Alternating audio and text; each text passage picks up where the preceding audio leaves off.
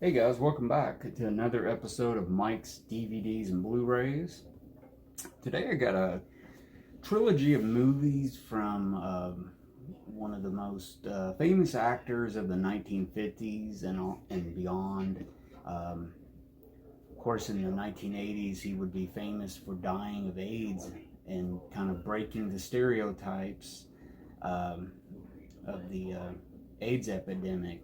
Um, that actually a star of his magnitude and classic sense of the star could die and could get a disease like that. So he became famous, almost more infamous for that. But you know, he was a great actor, um, and the actor I'm talking about is Rock Hudson, and I've kind of discovered a few of his roles, actually through some westerns that he's made over the years, and he's stood out in a few of them. I have a few that he's actually starring in, and I want to focus on those. And the first one I want to show you is 1957's The Tarnished Angels. This is a great melodramatic action type of movie directed by the one and only Douglas Sirk. Now, Douglas Sirk was famous for making uh, great melodramas in the 1950s. A lot of them were made with Rock Hudson. Let's see, movies like All That Heaven Allows. Um, what's that movie?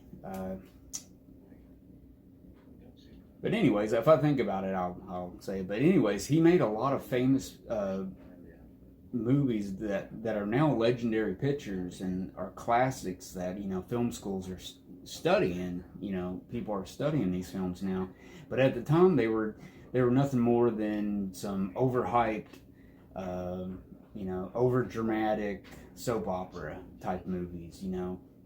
But there was a lot more in them, and All That Heaven or The Tarnished Angels has a little is not really that. I mean, there is the dynamic between Robert Stack and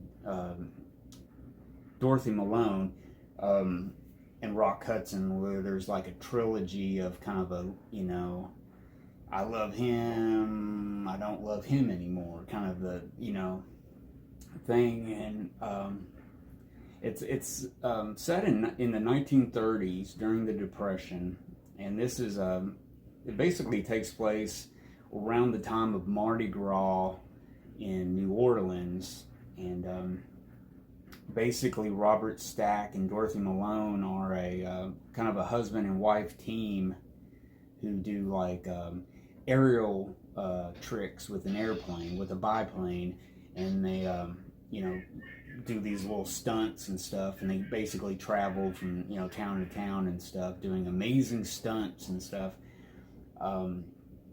Well, they once they come here, they have these romantic complications with Rock Hudson because they meet up with him. Him and Dorothy Malone fall in love with each other, and and basically it's kind of like Robert Stack, if I remember right. I think he's kind of an alcoholic, kind of he's older than Dorothy Malone, so he's kind of that older person. He's kind of like, I'm old. I'm washed up. You go with this younger guy, and it's kind of that. And she doesn't want to leave him. And see that's what I'm talking about with the romantic, subplot, the drama of that.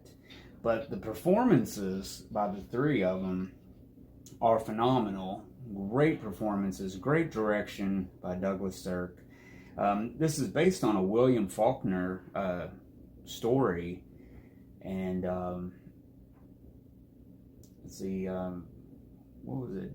The screenplay was done by George Zuckerman, though, but it's a great movie. It's also got Jack Carson in it. And the other movie thought of Written on the Wind.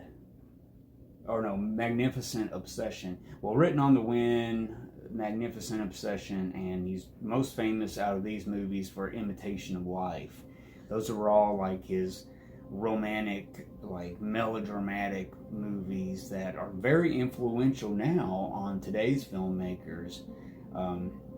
They may not be your cup of tea, but if you're really into a drama with some really good acting and you want a good little story to, follow one night drama, then I highly recommend those.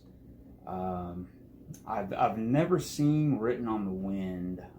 All That Heaven Allows, I can recommend. It's a beautiful Technicolor movie, as is this one. This is black and white. The cinematography is great in this, and just highly recommend that. So check it out. Douglas, if you want to do some research on Douglas Sirk, and I'll put down below some of the movies to check out for these, because I think they're really influential today and really kind of timely with things going on.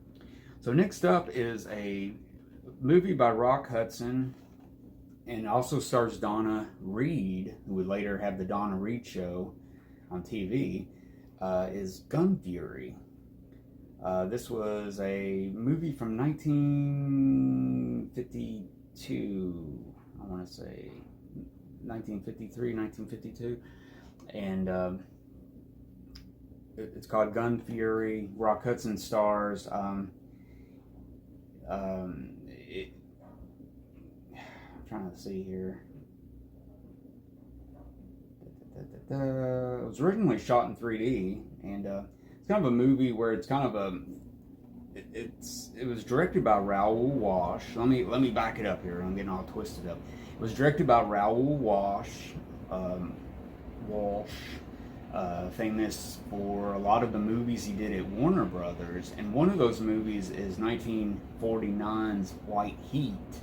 White Heat starred James Cagney, and the actress escapes me right now. Dorothy Malone. Maybe it was Dorothy Malone. I can't think. Anyways, this is basically not a rehash, but kind of refit it and set during the Western times, the Old West, with Rock Hudson in the place of James Cagney, and Donna Reed being the love in his life. So it's kind of a torn, kind of one of those crazed gunfighter goes off and just, life of crime and all that stuff. But it's also directed by Raoul Walsh, who directed the original White Heat.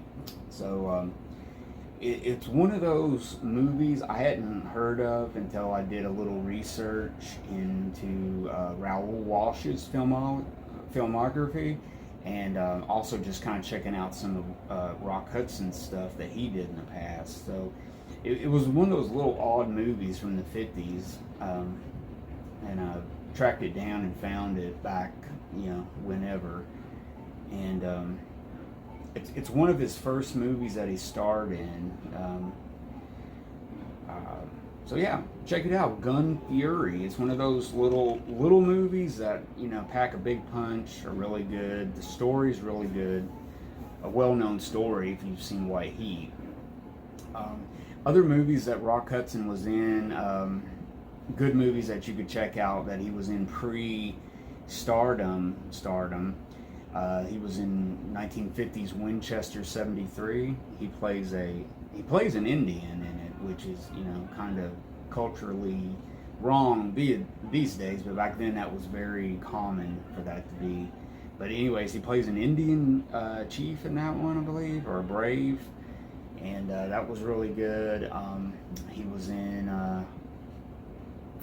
1955's the Anthony Mann movie, The Far Country, not The Far Country, of Bend of the River. I think he was in Bend of the River, which it was a good role with James Stewart. That was a good movie. Check those out, or if you're in any doubt of my information, just go to Google his filmography, Rock Hudson, and check it out. Before I get any more tongue-tied, guys, let me show you the last movie I want to show you in my trilogy of Rock Hudson movies. Is 1966's movie Seconds. Now, Seconds is directed by John Frankenheimer, and this is a wild movie. James Wong Howe, famous cinematographer, does the camera work on this. It's a very inventive, kind of a science fiction thriller type of movie. Like, it just takes you into this movie, and you're trapped. You can't escape. Just like Rock Hudson is in this, and he's just to kind of go over some of it, is Rock Hudson, he plays a middle-aged banker who's dissatisfied with his suburban existence, and he elects to undergo a strange and elaborate procedure that will grant him new life. And starting over, he has this new life. You know, he's like throwing parties, and he's really popular with his neighbors. He has all these friends now. He's got the beautiful wife, and then when he starts over, however, it's not as easy as it sounds. He starts having problems with not being who he really is, because they basically do a modification of his face. Like, he totally looks like a different guy, but he's inside, he's the same. So I believe they switch brains or something. It's really crazy science fiction, man, and it's really good. Back to the story, though. It's just wild, and the cinematographer James Wong Howe does some crazy camera angles, and the way he uses different colorings on the film print, lighting, everything is really cool. And for the time, 1968 or 66.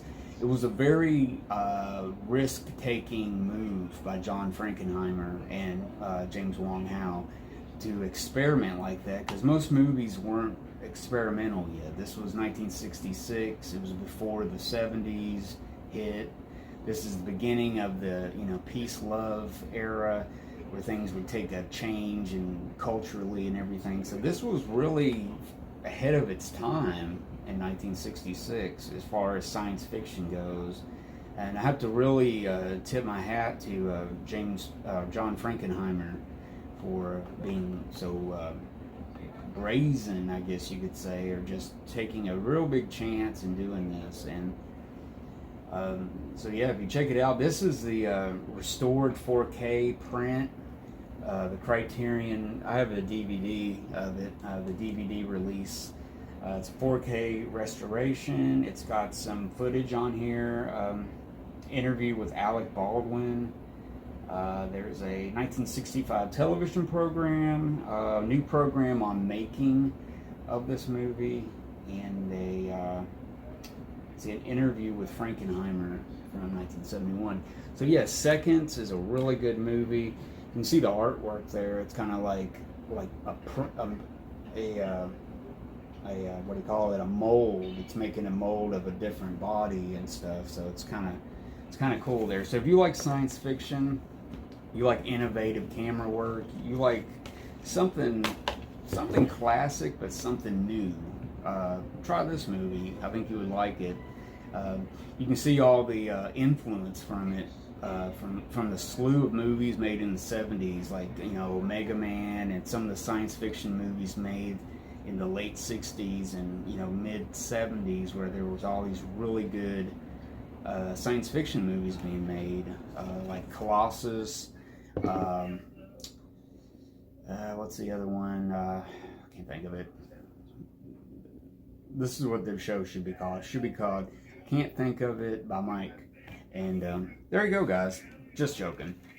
But there you go. Here's three kind of odd choices from the Rock Hudson filmography. We got The Tarnished Angels, Seconds and Gun Fury. So we got the 50s, 60s going on here. Some really good movies. Check them out. Rock Hudson, really underrated. A lot of times they show his movies where he's the movies he made with Doris Day, the big, colorful, bouncy comedies from the 50s, like Pillow Talk and stuff like that. He gets kind of pigeonholed in those movies, like the Doris Day movies. Those are probably like the biggest movies he's famous for. But he did a lot of good movies, and these are examples of some of the other movies he did that he's really good in. Another one I did include was Ice Station Zebra. It was in one of my past videos, but that was from 1968, directed by John Sturges, which I highly recommend to get the Blu-ray copy of that. It's really good, from Warner Archive. You got to check that one out too. And he's in a lot of westerns in the early 50s, so dive down and do some detective work and find some of his roles and see if they're on video and check them out. I think you'll have a lot of fun doing that. And until next time, guys, I'm Mike. Be safe, guys. Before I leave, though, if you haven't already subscribed, subscribe. Hit the bell for notifications so you're notified next time I release a video like this. Just like this. Video just like this. And throw up a thumbs up if you liked it, and please comment, let me know what you thought. Was there any movies I left out that was something that should have been in this video?